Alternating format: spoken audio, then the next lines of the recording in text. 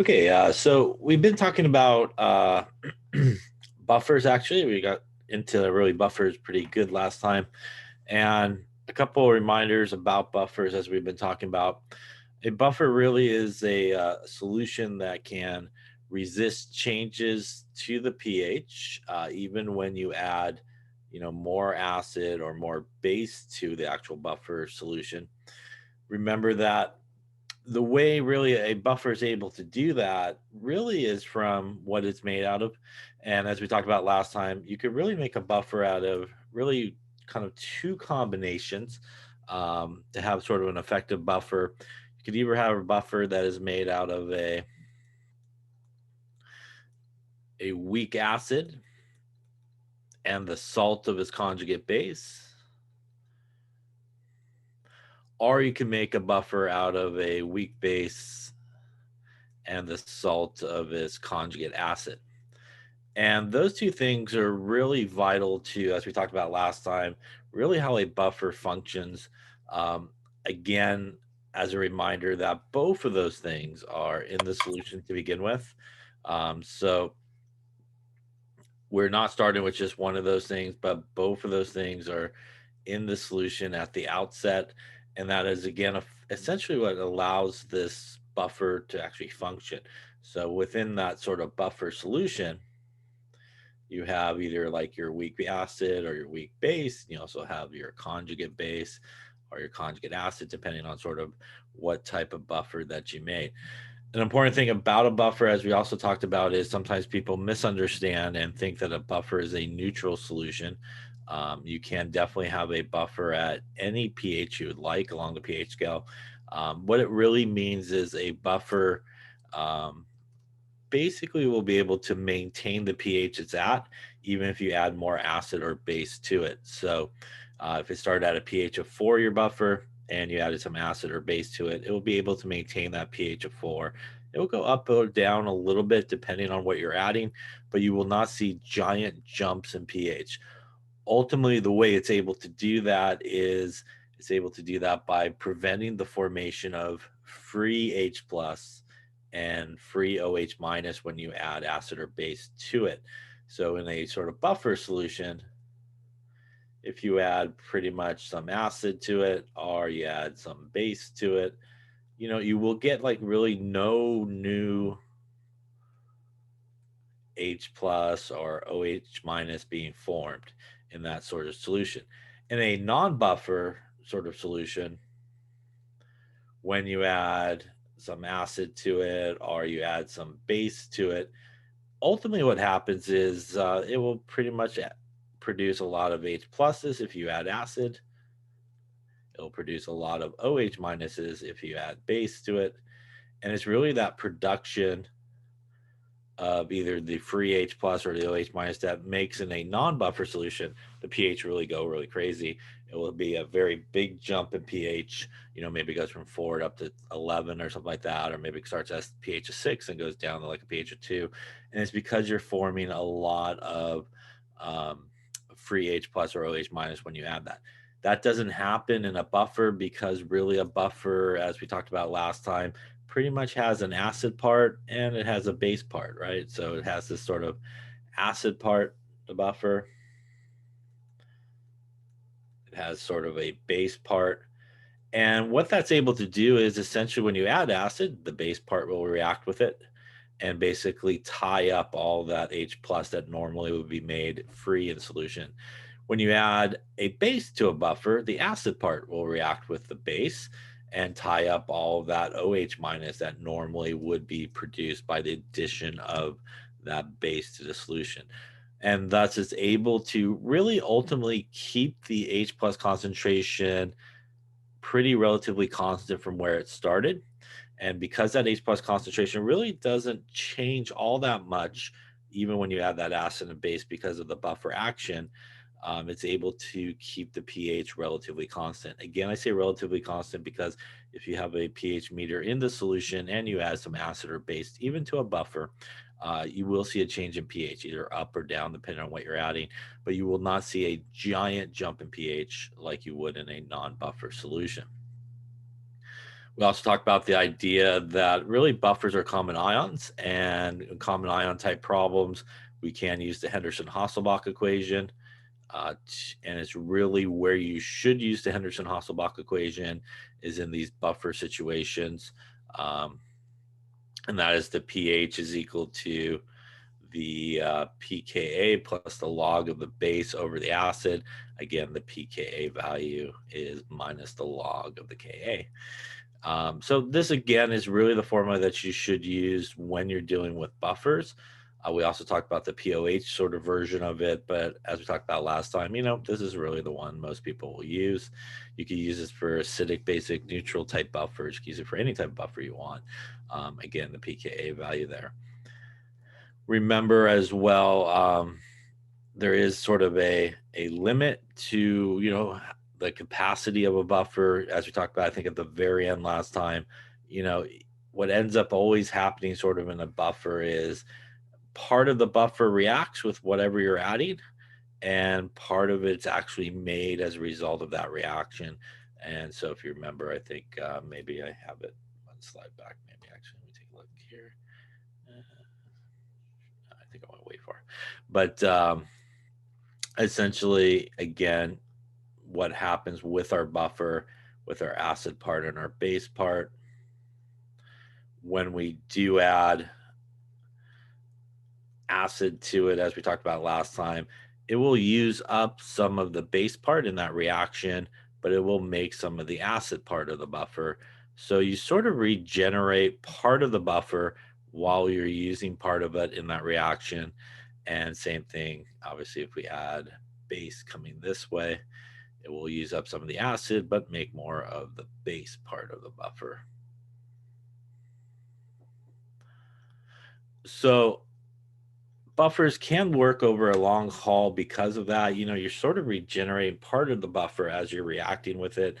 But as we talked about, if you sort of react way too much, say keep adding acid, you'll use up all the base part of the buffer. And obviously it will not be able to maintain that buffer sort of procedure where it's able to work. It'll eventually blow right through. Lastly, we also talked about how do you choose what's a good way to sort of prepare a buffer. And it's usually we were looking for a weak acid or weak base, which is plus or minus 1 pKa value of the pH that you're looking to make the buffer at. So plus or minus 1 is sort of that pKa value of that pH that you're looking to make the buffer, and is how you could kind of choose what weak acid, what weak base might be a very good choice to make the buffer you're trying to do. Again, if your pKa value is like a pKa value of 10 and you're trying to make a buffer at a pH of 2, that would be a terrible choice. You would want to try to find one within that 2-ish range of pKa value, and that would be a much better choice as to how to make your buffer. And lastly is again, we cannot make a buffer cannot be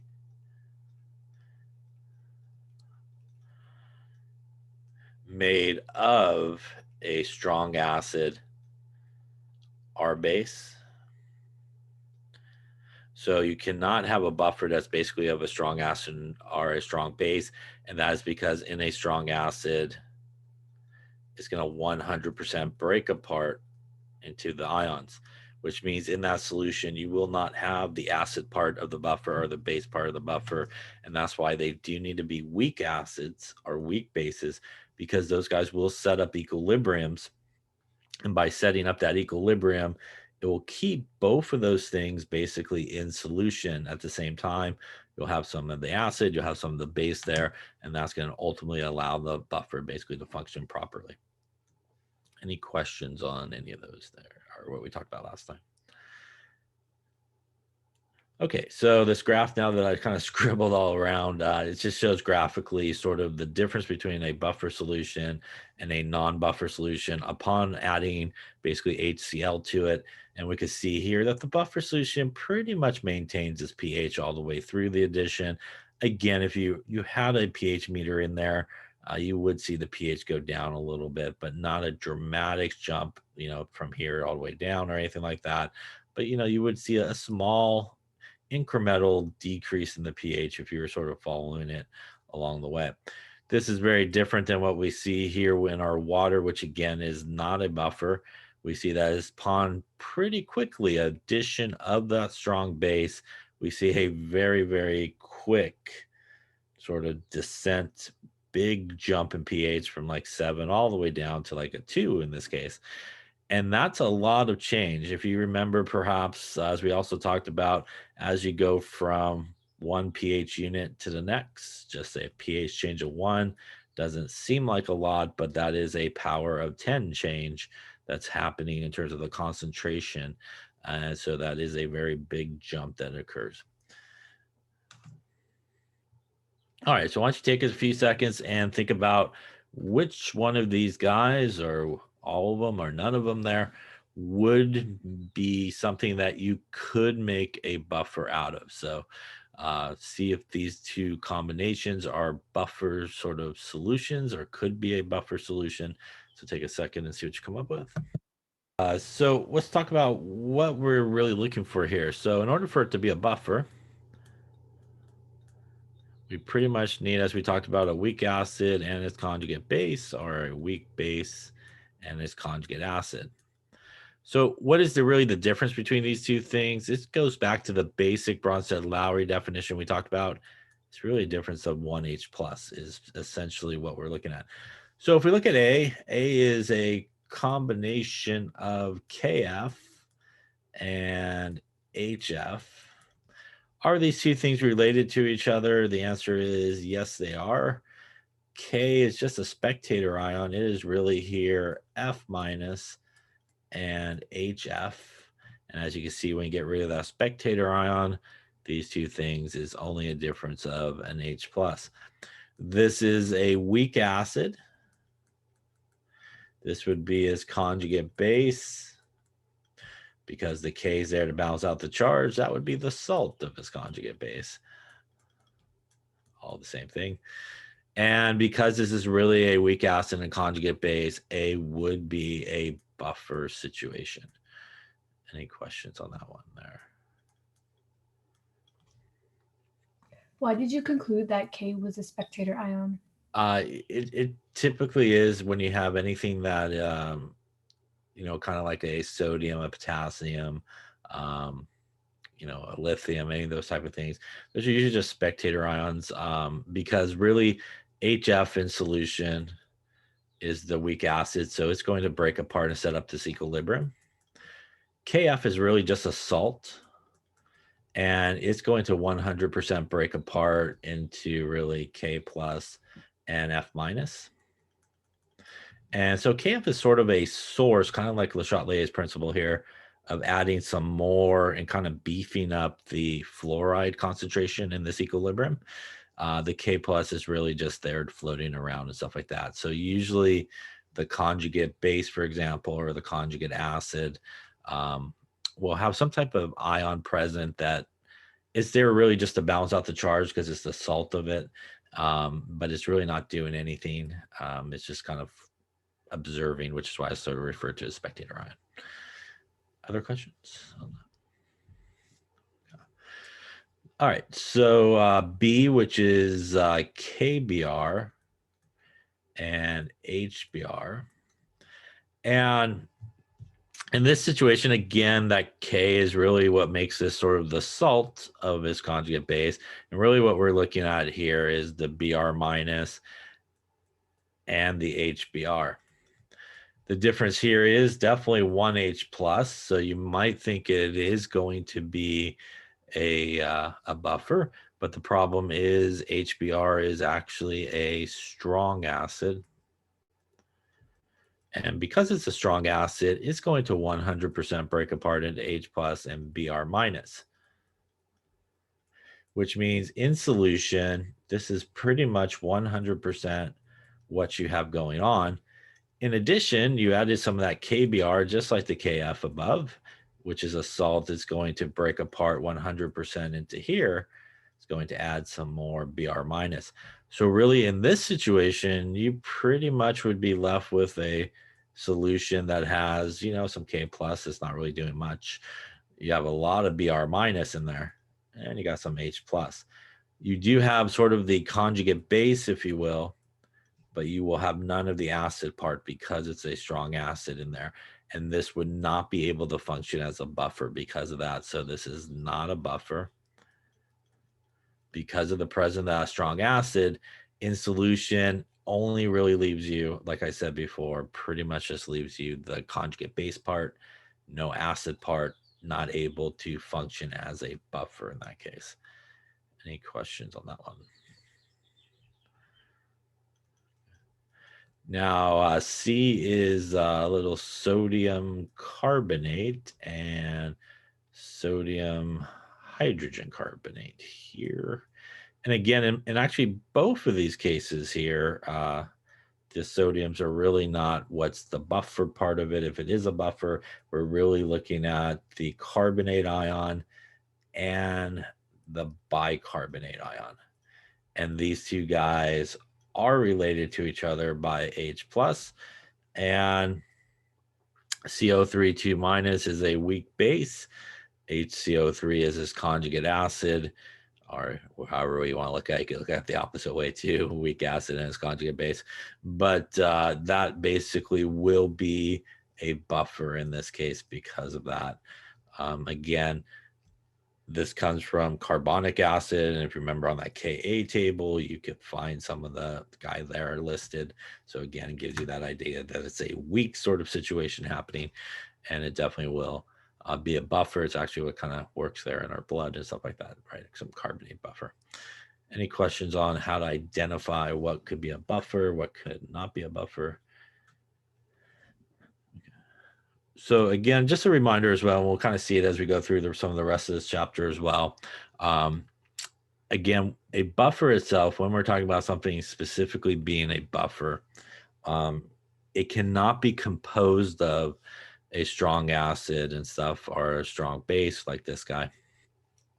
As we will see, though, a little bit later on, you can't sort of make a buffer from a reaction of a strong acid or strong base, but it's kind of completely gone, the strong acid and strong base at the end.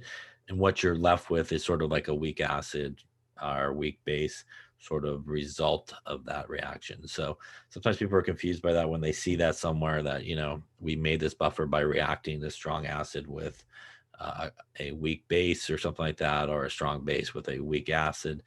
And you definitely can produce a buffer through that reaction, but the buffer itself is not made up of the strong acid or strong base. Any questions on buffers there? Okay. So then let's actually do some calculations involving buffers here. So we got part A and part B. Part A, we want to calculate the pH of a buffer system. That's 1 molar acetic acid and 1 molar sodium acetate. And in B, we want to know what happens to the pH after we add HCl. The Ka value of acetic acid's on the bottom. So why don't you work on part A first, and then we'll talk about part A, and then we'll kind of tackle part B together to explain sort of how you should handle part B. So start with part A. What is the pH of this buffer to begin with? Okay, let's take a look at part A. And it's definitely a buffer because, well, it says buffer. If it didn't say buffer, you know, how would you know it is a buffer? Well, you would want to look at the two things in that solution. So that's acetic acid, that's sodium acetate. And hopefully you would recognize this is a weak acid and this is its conjugate base. Again, in the problem itself, it gives you some other information which kind of help you get to that conclusion. I see a Ka value for acetic acid, so that tells me that it is really a weak acid. Sodium acetate, again, the sodium being really the spectator ion here.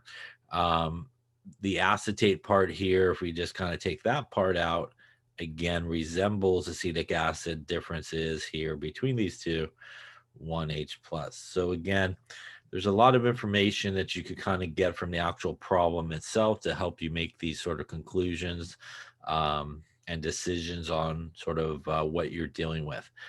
At this point, though, if you do recognize it as a buffer, you do have two options in terms of how to solve it, like we've been talking about. You could do an ice table if you wanted to, and that ice table would involve acetic acid, basically. Or because it's a buffer, you could pretty much go right into your Henderson-Hasselbalch equation, which is probably the easier move. And again, because it is a buffer, we can use that equation. Obviously, first, we do need to calculate our pKa value, and that's going to be minus the log of the Ka, which was 1.8 times 10 to the minus 5. That's going to give us a pKa value of 4.74. Any questions on that so far?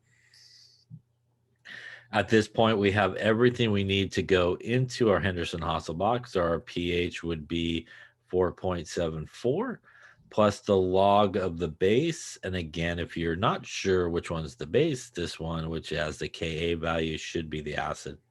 And obviously this guy should be your base. This case doesn't really matter since they're both the same concentration. That's going to give you the log of 1, which pretty much will equal 0. And that means that the pH would equal 4.74 here to open up with our buffer. Any questions on that calculation? Again, if you did not want to do the Henderson-Hasselbalch equation, you absolutely could go ice table it. And if you did the ice table sort of version of this problem without the Henderson-Hasselbalch, it would be the weak acid setting up that equilibrium.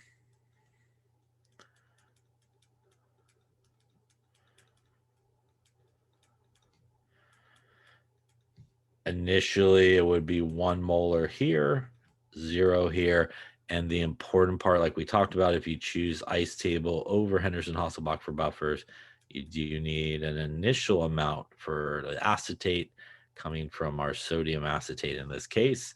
The rest of it would be X's.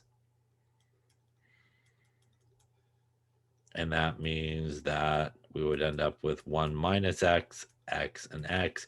This obviously would go into your Ka expression. You would solve for X. X would equal the H plus concentration. You then would go into the pH, and that will eventually get you to here.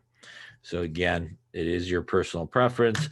If you could recognize it as a buffer, probably less room for error if you kind of go into the Henderson-Hasselbalch equation, but you could absolutely avoid the Henderson-Hasselbalch if you want and ice table it up. Any questions on that there? Okay, so that's sort of the first part there. This is like our buffer we have sitting there. We've now made this buffer. It has a pH of 4.74. Let's talk about what happens in part B of this reaction here. And in part B, we're going to add some hydrochloric acid to it. So we're going to add 0.1 molar hydrochloric acid to this buffer that we have here. In this particular problem, we're just going to kind of keep the numbers a little bit simple. So we're going to assume that the volume of everybody pretty much is 1 liter. So nothing changes. Everything will remain 1 liter for everybody.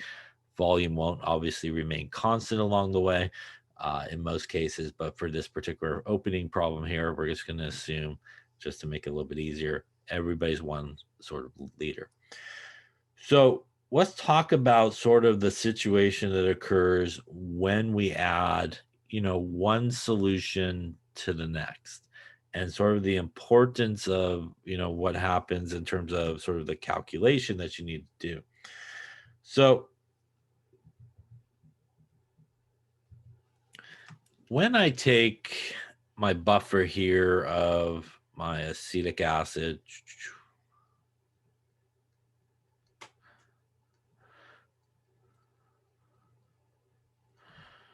and acetate ions floating around, obviously a little bit H plus in there from it.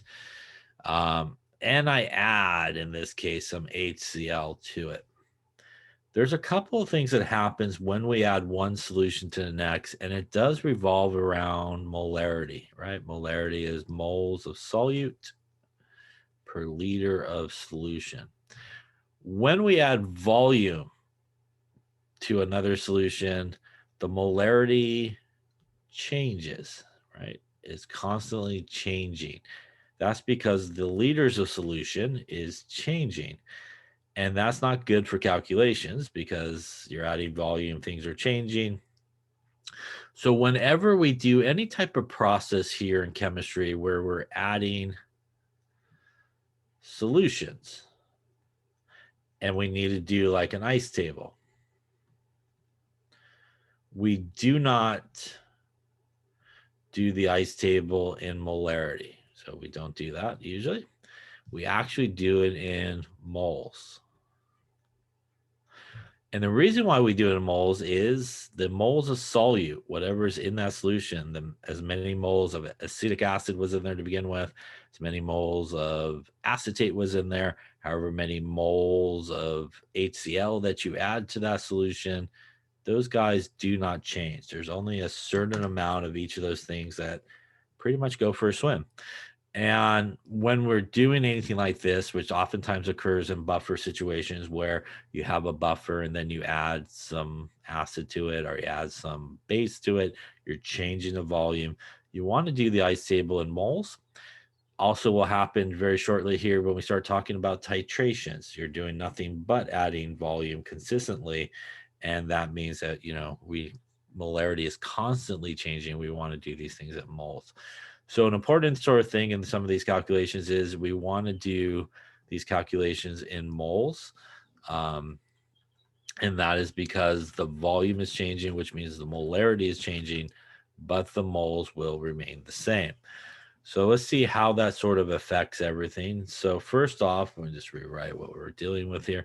We're taking the same buffer. So we're taking 1 molar of our acetic acid buffer with 1 molar of our sodium acetate. And we're going to assume we have, 1 liter of it. Again, assuming that that volume is going to stay the same. We're going to add to it 0.1 molar of HCl, and we're also going to assume that that guy is 1 liter in this problem, just to keep the numbers sort of okay. So what happens when we add that HCl to the buffer up here? When we add the HCl, which is a strong acid, it is going to react with the base part of the buffer, right? So we get that acid-base reaction, as we talked about last time, not the acid-acid reaction or base-base reaction, but we get that acid-base reaction. So when we do that reaction, we will get the hydrochloric acid. It is going to react with the base part of the buffer here. And we're going to get a reaction between HCl and sodium acetate here. And what is going to happen when those two react? Well, it's pretty much going to do a typical reaction here. It's going to be a sort of acid-base reaction, double displacement reaction, however you want to think about it, positive, negative.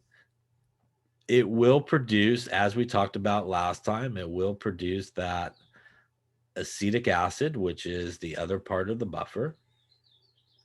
It will also produce some sodium chloride at this point. So just like we talked about, I think the other day, that's what's going to happen.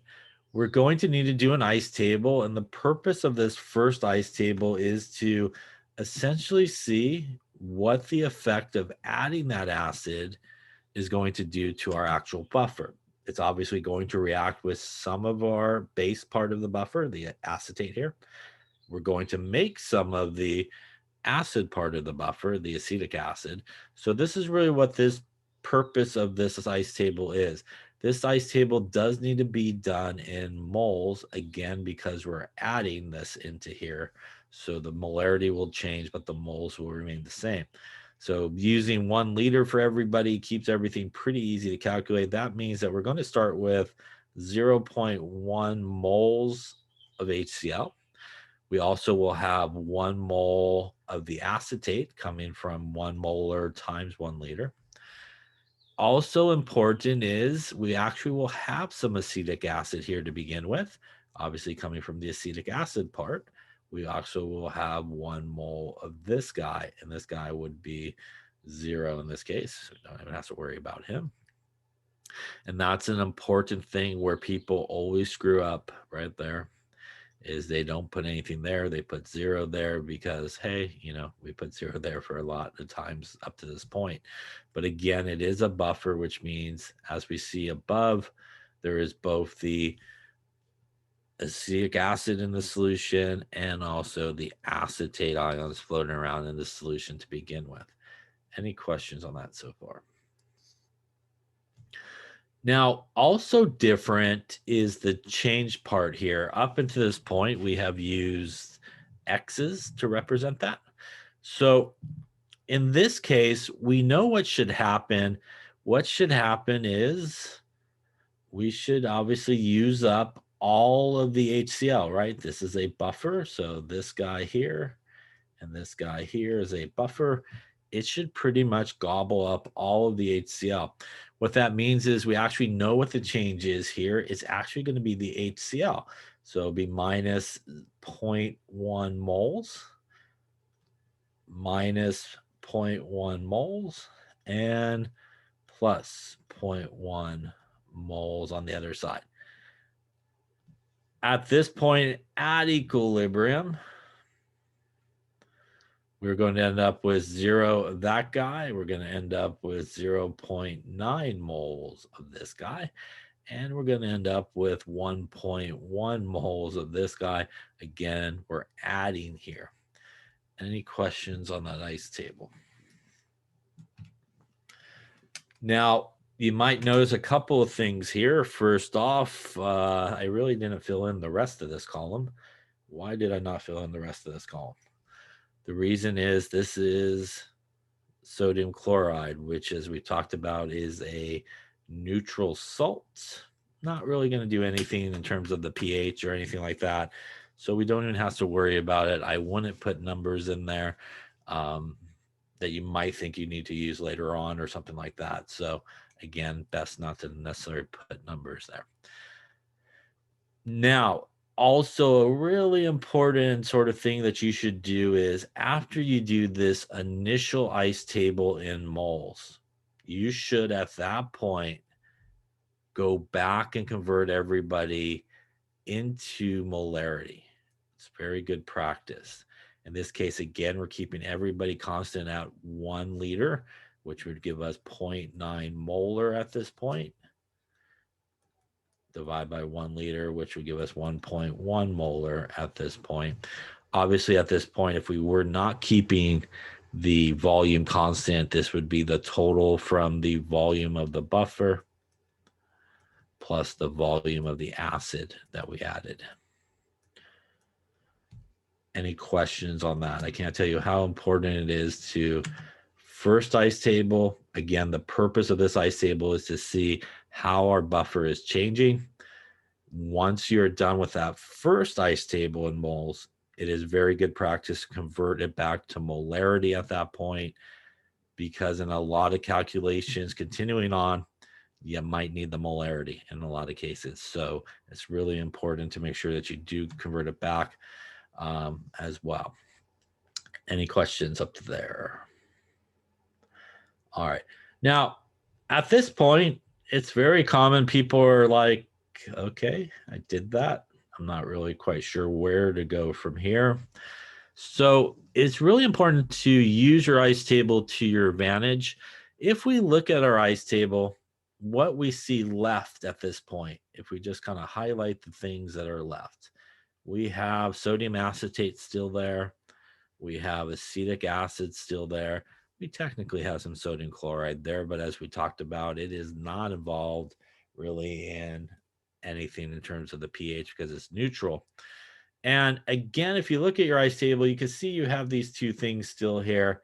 And as we talked about, these two things should also tell you this is a buffer, which means if I want the pH of this solution at this point, it is still a buffer, which means probably the easiest way to solve that is again to go into our Henderson-Hasselbalch equation. Now, what is the pKa value? The pKa value is still the same pKa value we used previously because we're still doing acetic acid at this point. And that means it is still 4.74 plus the log of our base. Remember that this sodium acetate in this case is our base. So we would go with the 0.9 up on top and the 1.1 on the bottom for our acid. And if we do all that, we will end up with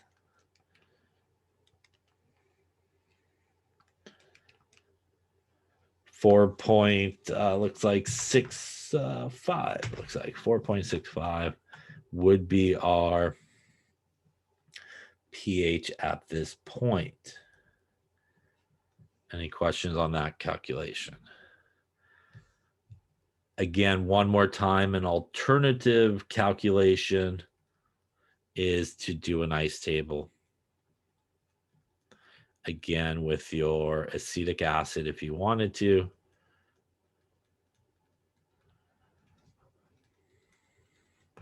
Initially here, it would be our equilibrium concentration. So that would be 1.1 molar. Again, we would have a value here and 0, and you could do X's if you want. And just like we talked about previously, you could go into your Ka table there, our value expression, and solve for X. And again, obviously, when you solve for X, that equals the H plus concentration. And you can go to the pH and it will get you here as well. So again, that's your alternative version if you don't want to use the Henderson-Hasselbalch. First off, any questions on the calculation? Now, a couple of things to be truthfully honest with you is if you decide to use the Henderson-Hasselbalch equation, you technically can go into moles here and moles here. It will actually work out the same. But if you're not going to do that, then you should definitely convert it to molarity. I personally think you should convert it to molarity no matter what, because in a lot of cases you do need the molarity of it. So you should convert it at the end. It's just really good practice. But I'll be honest with you, if you specifically use the Henderson-Hasselbalch equation, you could have went in with the moles and it obviously would come out the same because the way this divided here, the volumes would cancel, but only in the Henderson-Hasselbalch equation would that work. So best to convert back to molarity. Now, did our buffer, kind of work? So let's see if we can figure out, did our buffer work? Well, before we added any acid, our buffer opened up with a pH of 4.74. After we added the acid, we ended up with a pH of 4.65. That is essentially pretty close to each other, right? And as we talked about, it didn't do a giant jump in pH. It did go in the right direction as well, right? It started at 4.74. We added acid. We would expect the pH to go down. Not tremendously if this is a good buffer, and obviously it did not go down tremendously, but at least it went down in the right direction. And that's a way you could check yourself when you're doing these problems. If you did this problem and you ended up with a pH after you added the acid of like 4.8, something not right, you're going in the wrong direction. So these are things you want to think about as you do the calculations. Any questions on any of that calculations here? So why we have sort of these numbers here, and they're not too bad numbers since we're keeping everything sort of 1 liter and everything like that. Let's talk about, buffer capacity and what we mean by, what's going to happen if you, grab the wrong thing, for example. So let's say we took the same situation here. We grab our HCl. It's going to react with our sodium acetate, just like it did previously there. And it's going to make our acetic acid like we just saw in the previous one, and some sodium chloride. And let us just say that, excuse me.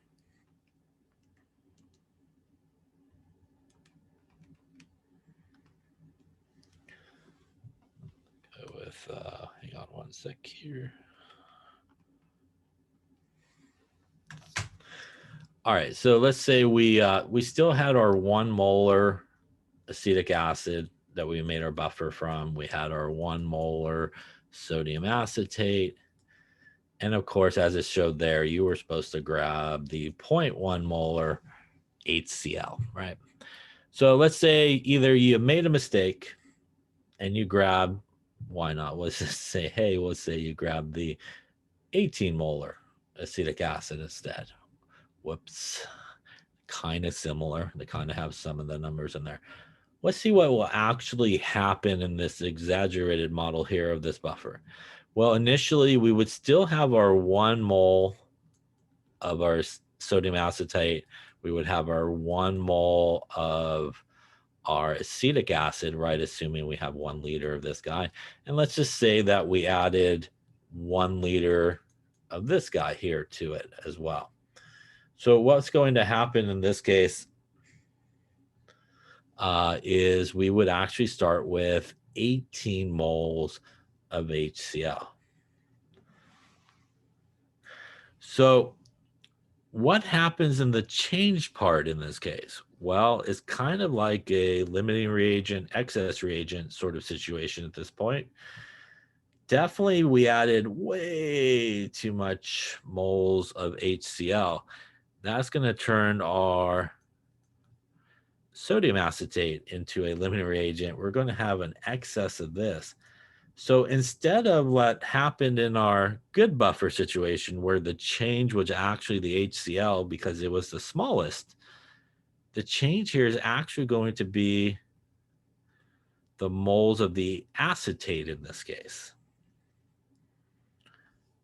And what that's going to do is at the end, leave us with like 17 moles of HCl, no moles of this guy, and like 2 moles of this guy.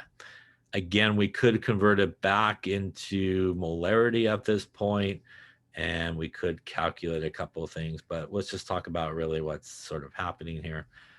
What are we left with at this point? Well, since we grabbed sort of the wrong thing for our buffer, the only thing we're left with at this point is HCl and acetic acid.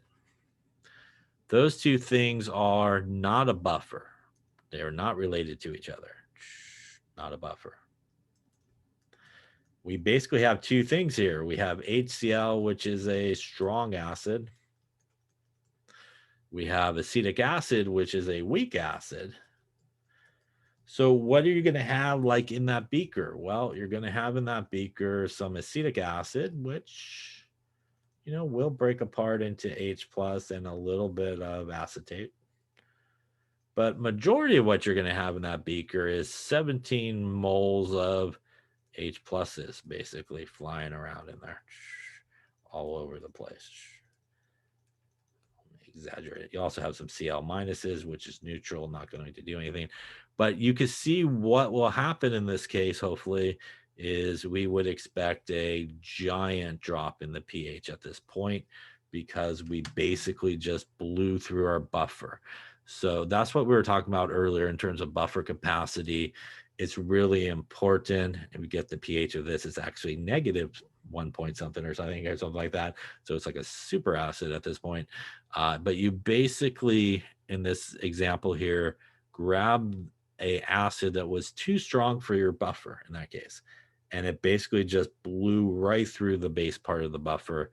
And because of that, what you're essentially doing is just dropping in H plus, H plus, H plus, H plus, a ton of free H plus, and we expect a big giant jump in the pH, which is what we would expect to happen in this case, because at some point it's able to hang on for about 1 mole of that, but as soon as that 1 mole is gone, it's got no chance to hang on and stop the formation of all that H plus, and that HCl is just going to kind of take over.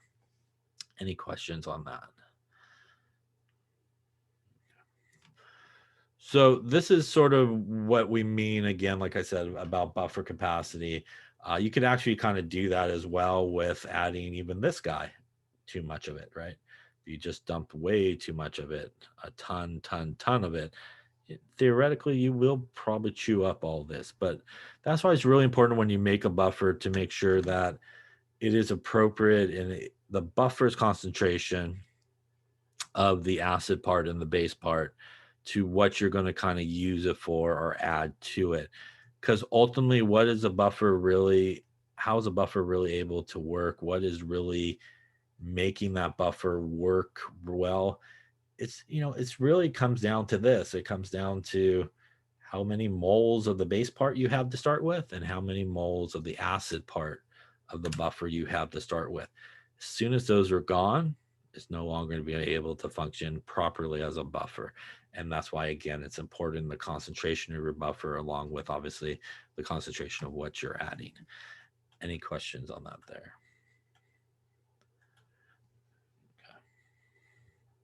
All right, I want to try another one here. We're looking for two answers. We're looking for what is the pH of this buffer before we do anything to it.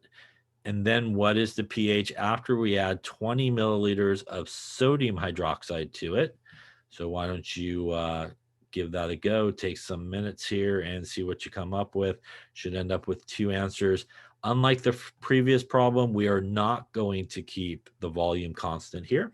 So you do need to take into account the total volume and everything as well. So take some time here, work out. Both of these should end up with two answers. One, what is the pH of the buffer before we do anything to it? And second, what is it after we add the 20 mils of sodium hydroxide to 80 mils of the buffer solution? So see what you come up with. So let's take a look and see how you're doing. So first off, again, if you were not sure, and I guess I should give you some information. That would probably be helpful. Huh? Sorry. The pKb of, I guess we'll talk about this, as I should have probably gave you that information to help you calculate that. Let's say the pKb of this guy is 4.75, which is the or NH3. Let's just say that was the information given to us. Let's talk about a couple of pieces of information we could get from that. First off, the pKb, right? We need the pKa value here. We do know it's a buffer. It is NH3 and NH4Cl. NH3 is a weak base. NH4Cl is really NH4 plus, and this would be its conjugate acid, right? So this would be its conjugate acid. This would be the weak base. By the way, right, you would maybe look it up in a table and find that it is Kb value for NH3 is 1.8 times 10 to the minus 5. All right, so obviously you needed some of that information to solve this. So let us talk about how we can approach this. First off, if we weren't sure it was a buffer, we should hopefully be able to recognize these two things as being related to each other by one H plus, and that should tell us it is a buffer. Now, in this case, we can go right into our Henderson-Hasselbalch equation, which is the pKa plus the log of the base over the acid. In this case, I was given a Kb or a pKb value. Something that we talked about before was that the pKa plus the pKb is equal to 14. So that means if I do have the pKb value, I can find the pKa value by taking 14 minus the pKb, which was 4.75 in this case. Gives me a 9.25 as my pKa value. Any questions on that there so far? Alternative to that, if you looked up the Kb value and you want the Ka value, you could use Kw divided by Kb, right? And you could have done 1 times 10 to the minus 14 divided by our 1.8 times 10 to the minus 5, which would have been another way that you could get yourself, to a value that you could use. That's going to give you your 5.6 times 10 to the minus 10. And then obviously you could go pKa equals minus the log of that.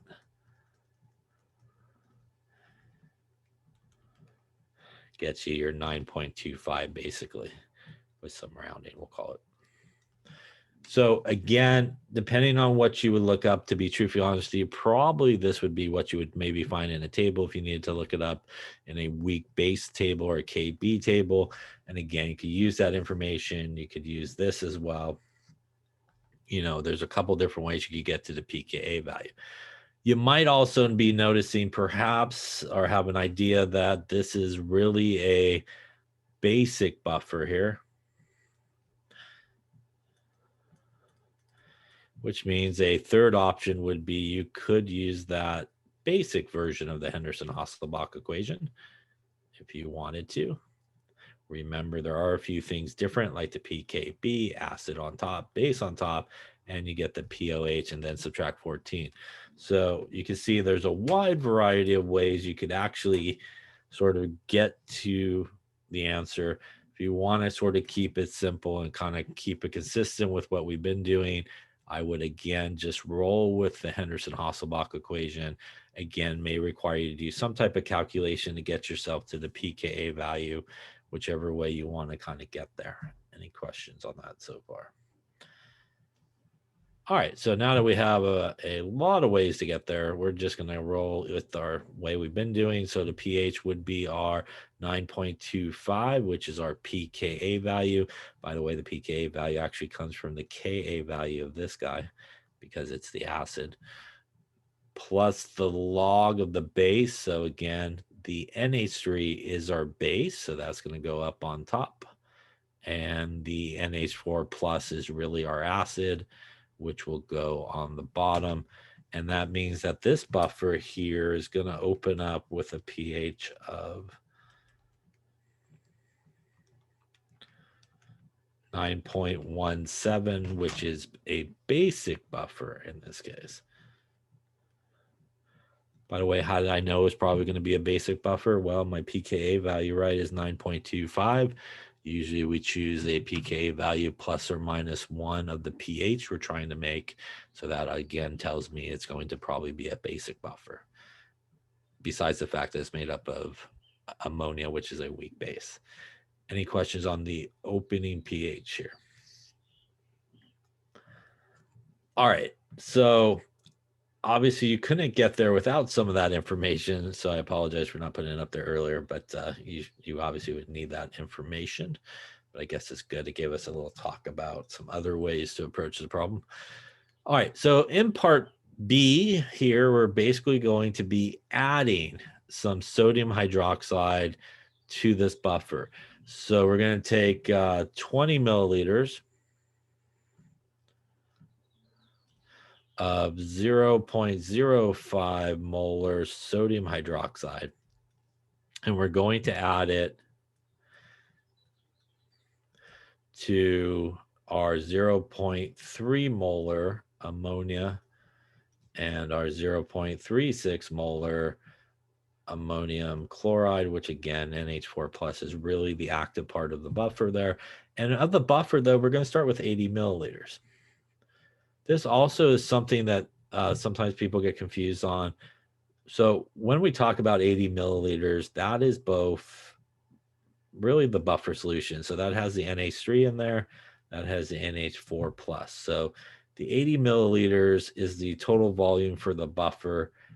And that's what we need really to get the moles. Why do we need moles? Because as we just talked about, we are now going to be adding some sodium hydroxide into here, right? So we're adding the sodium hydroxide in. That means that we're adding a solution to a solution. We're changing volumes, which means the molarities will change. But as we talked about earlier, the moles will not change. So we really want to figure out the moles of everybody. So hopefully we remember how to do that. That should be, for example, 0.02 liters times the molarity of the sodium hydroxide, moles per liter. That gives us something like 0.02 times 0.05 gives us 0.001 moles of sodium hydroxide. We would do the same here. We would times the 80 milliliters, because that's the volume of the base we have, or the buffer we have, times it by 1 part of the buffer, which is 0.3 moles per liter. That gives us 0.08 times 0.3, 0.024 moles of NH3. We would do the same thing for our other part of the buffer, which is also 80 milliliters, but is 0.36 moles per liter. So 0.08 times 0.36 gets us, we'll call it 0.029 moles of NH4 plus, basically. Any questions on that part of it? All right, so now we need to decide what's going to happen when we add that sodium hydroxide here to this buffer. Well, since sodium hydroxide is a base, we would expect it to react with the acid part of the buffer. And in this case, the acid part of the buffer is NH4Cl or NH4 plus. So that is the ice table that we need. So we need our sodium hydroxide reacting with our ammonium chloride in this case. Or if you want to just do the NH4 plus, you could do that as well. Going to do a whole bunch of stuff happening in this case, because this is really the acid. It's going to donate an H plus over, and it's actually going to make several things, including NH3, which is the other part of the buffer.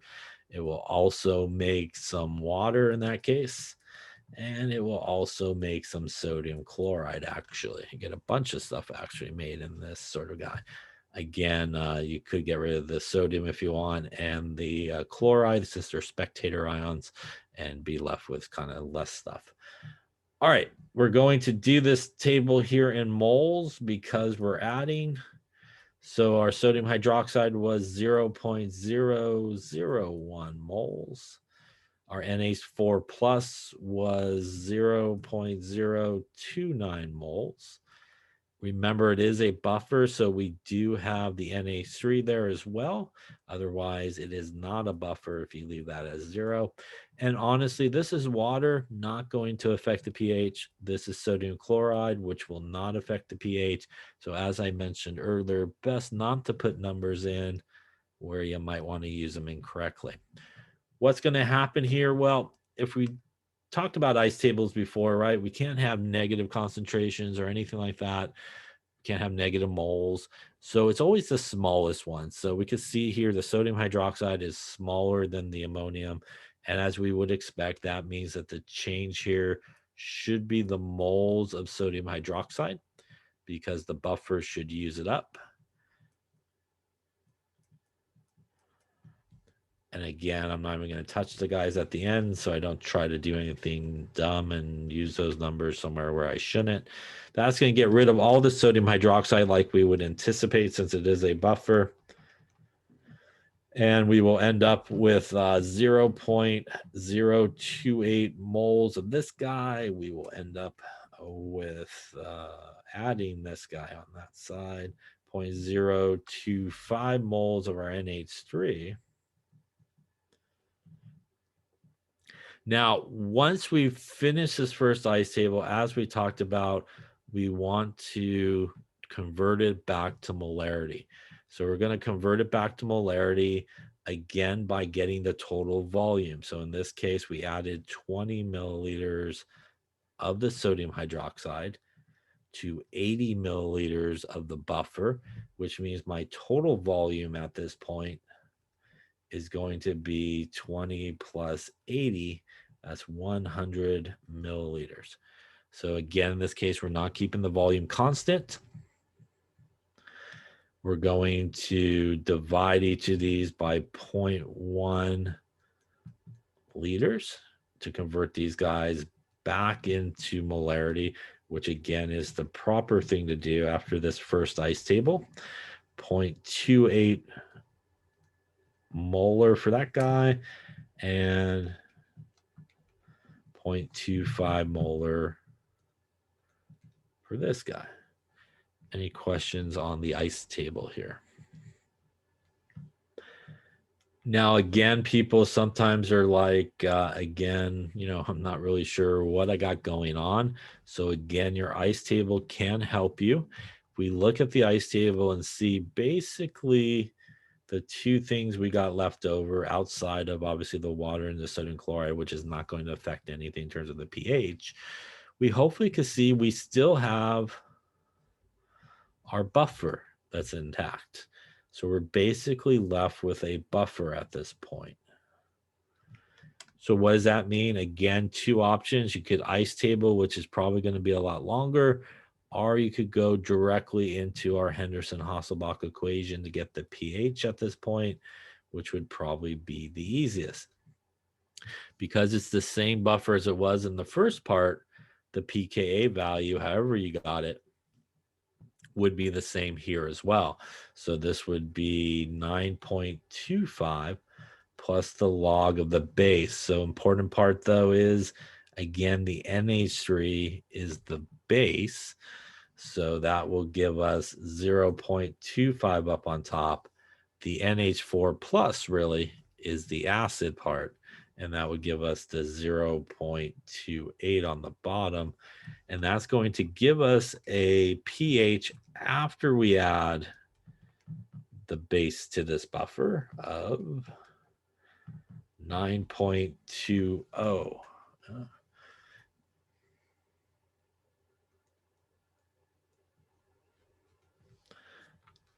Questions on that calculation there?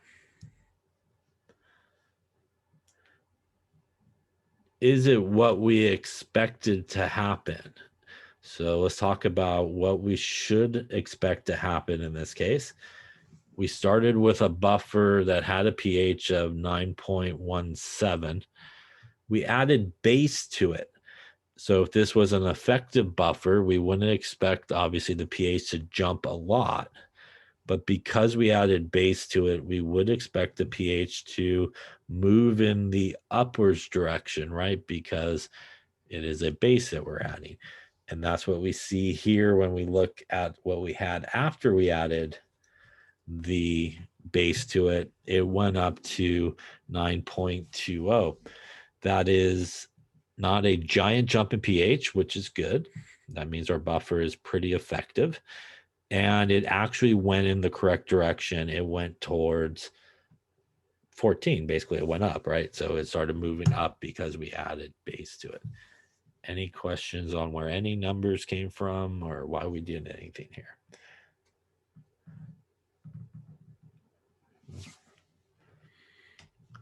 Okay, so we got a few minutes left. So instead of jumping into the next topic, let's just talk about one more aspect of the buffer here, and talk about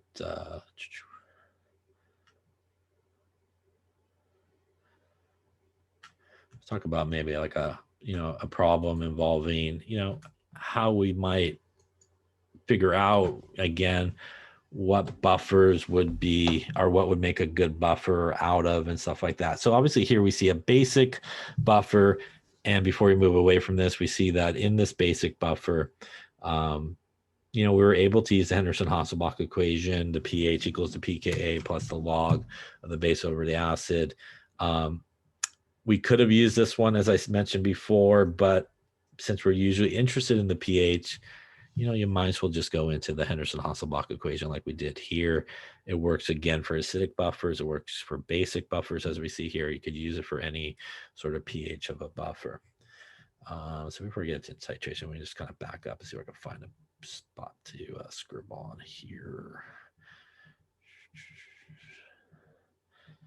Gotta be something. There we go, maybe.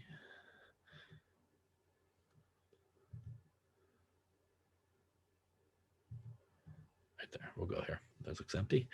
All right, so let's say we, just to kind of tie up this buffer sort of conversation here, let's say that we wanted to make a buffer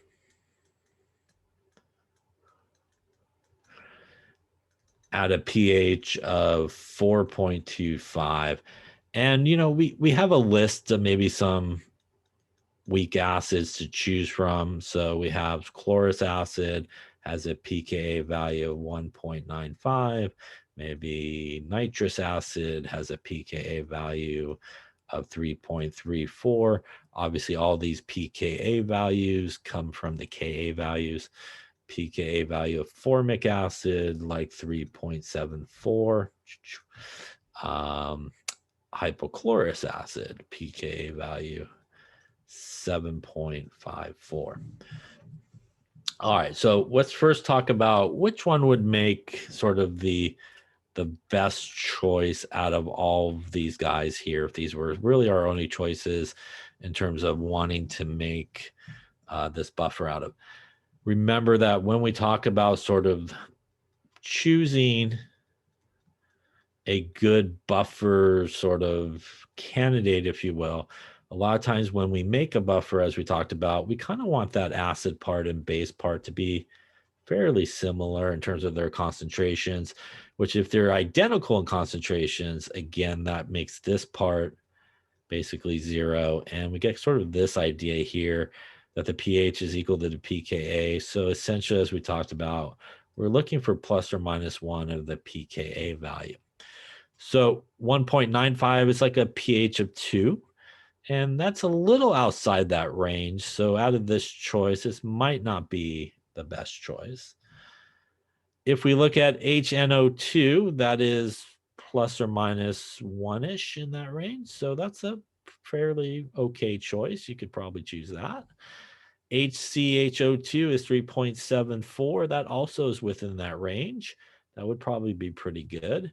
HClO, which is 7.54, that is a little bit outside that range. Probably wouldn't be a good choice. Hey, if we even add the one that we just did, which was NH4 plus of 9.25, you could also see that is way outside that range, which means it would not be a great choice. So we're kind of between these two. Again, if you had to probably choose which one would be the best one to choose to make that buffer, you probably would go with this guy. Just for the fact that, this number right here is pretty close. It's a little bit closer to the number that we're actually aiming for. So if you did have that choice, you probably would want to choose our formic acid here to make this buffer out of. Any questions on that there? So again, does that mean you could not make it out of this buffer or that acid? The answer is no, you could. But it'd probably be better in the sense of ratios that you would end up with if you kind of choose one that is obviously closer to your desired buffer pH. Any questions on that there? All right, so let's say we choose this one and we want to know, hey, how should we physically make this buffer? What is really the sort of ratio of these guys that we need to make this buffer? We could actually use the Henderson-Hasselbalch equation to help us figure these things out. And we could do that by putting in the numbers we are looking for. So for example, if the pH we're trying to make is 4.25, and we chose this guy as the acid we're going to make it from, which would be 3.74 for the pKa plus the log of the base over the acid. In this case, what would our sort of base and acid be, right? So let's just talk about the buffer we would actually make. This would be HCHO2 would be our weak acid, which obviously would be the acid part of the buffer. And we would compare it with its conjugate base, which would be something like CHO2 minus, right? And again, if you put the salt part of it in there, maybe you throw in a sodium in there, right? Like sodium formate. But this is basically the conjugate base part of it. And that's the base part of our buffer. So, if we were to make this, we would go to the shelf, grab some formic acid, grab maybe some sodium formate. Either it's a solution, maybe it's a solid, whatever it may be. But how do we know how much really to put in? And that's what this calculation can kind of help us determine, how to do that. If we subtract, obviously, our 3.74 to the other side, that is going to give us 4.25 minus 3.74 gives us something like 0.51 equals the log of the base to the acid. Again, basically the formate to the formic acid. To get rid of the log on that side, we're going to take the 10 to each side. And when we do that, we will end up with, not that number, try the right button there. There we go. We will end up with 3.24 equals the ratio of the base to acid, which is basically our formate to our formic acid. So what does this number really mean? If I could write the formula there right, let's try that again. Here.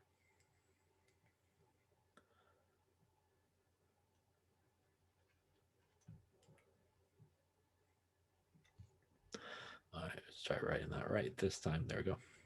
So what does this really mean? It means that if you were to make this buffer, you would need to use about 3.24 times the sodium acetate to the formic acid, right? So if we multiply that to the other side, you would need to use basically 3.24 the times of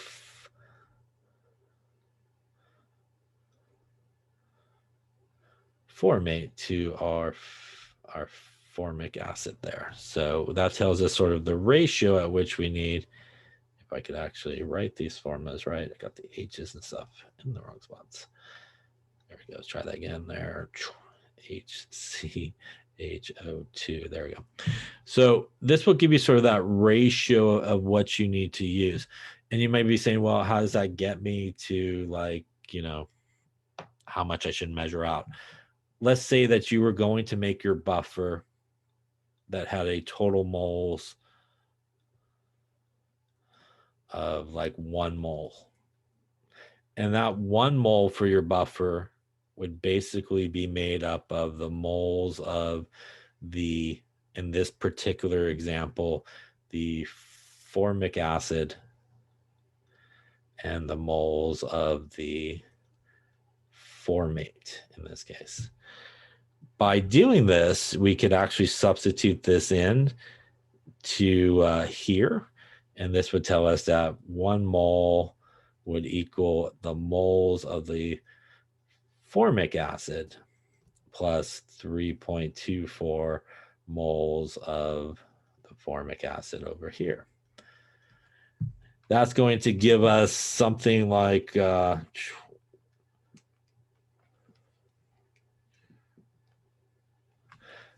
if we add that together, that gives us 1 mole total for our buffer would equal technically 4.24 moles of our formic acid. Dividing the 4.24 moles to the other side tells us that in terms of our formic acid, we actually would have roughly, I won't round too much there,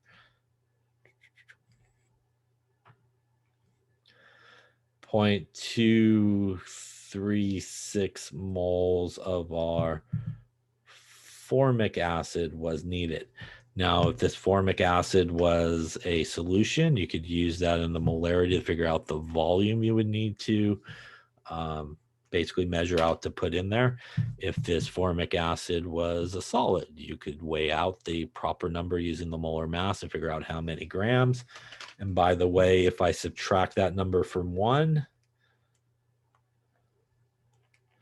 that would tell me basically how many moles of the formate I would need. And the moles of the formate would be 1 minus 0.236 gives me 0.764 moles of formate would be needed.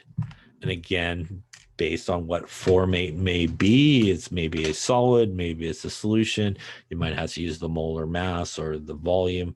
are the molarity to figure out the volume, and you can figure out physically by using the Henderson-Hasselbalch equation in sort of a calculation like this, how to figure out physically what you need to mix together to get the proper ratio of your base to acid to make a buffer at a specific pH. Any questions on that there? Questions on buffers at this point? All right, so that's a good place to stop in terms, obviously, of buffers. That actually wraps up sort of the buffer conversation. Next, we will be getting into titrations and what's going on there, and different types of titrations is coming up next.